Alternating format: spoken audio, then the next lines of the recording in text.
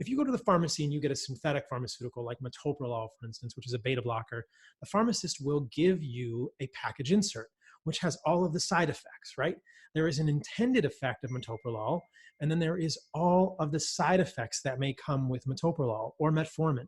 Metformin is a good example, right? Metformin is a molecule that can affect the AMPK, so AMP kinase pathway, but it also has side effects including lactic acidosis, B12 deficiency, and others. It seems to inhibit the first complex of the mitochondria, at least partially. And so we are giving metformin to affect glucose sensitivity or insulin sensitivity by affecting AMP kinase, but it has a side effect, which is B12 deficiency, lactic acidosis, and potential mitochondrial things, which may or may not be part of the actual effect of mitochondria long-term, the actual effect of metformin long-term. What we forget about so many plant molecules is the package insert that never comes with the plant molecules. Whether we're talking about resveratrol or curcumin, which I'll dig into in a moment, they all have package inserts. They all have side effects that we are not told about or are not emphasized. What I fear the mistake we are making when we think about plant molecules is we forget that despite some demonstrated beneficial effects, we are forgetting about the package insert. We are forgetting about the side effects of these molecules, which invariably appear to be damaging because they're from a different operating system. And again, this is an oversimplification, and I use it as an illustration to help people kind of grasp this concept.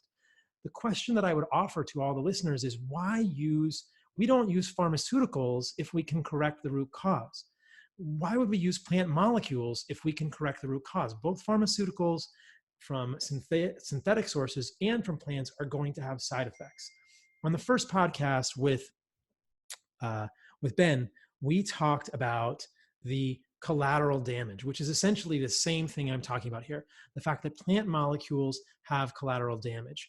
Now, this isn't exactly what the person in this question is asking, but I wanted to lay that groundwork, that I think that plant molecules can have benefit, just like synthetic molecules have benefit, and those benefits in plant molecules are often correcting a symptom or something that has another root cause.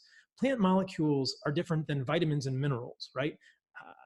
We're talking about polyphenols or isothiocyanates or other what would be considered phytonutrients, and I would say are just phytomolecules.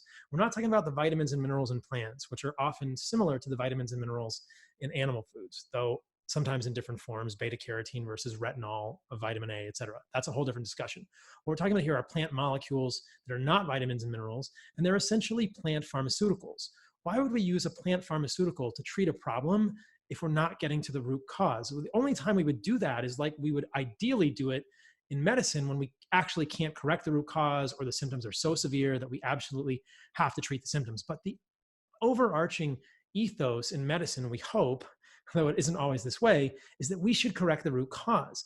And too often I think we get confused or sold this false narrative that plant molecules are correcting the root cause, when in fact, they're really just ameliorating symptoms. They're affecting symptoms in a certain way, and they're going to have side effects just like pharmaceutical molecules that are synthetic have side effects, which is my main problem here. So if we can correct the root cause of an illness, whether it's autoimmune or inflammatory, I think the plant molecules become redundant.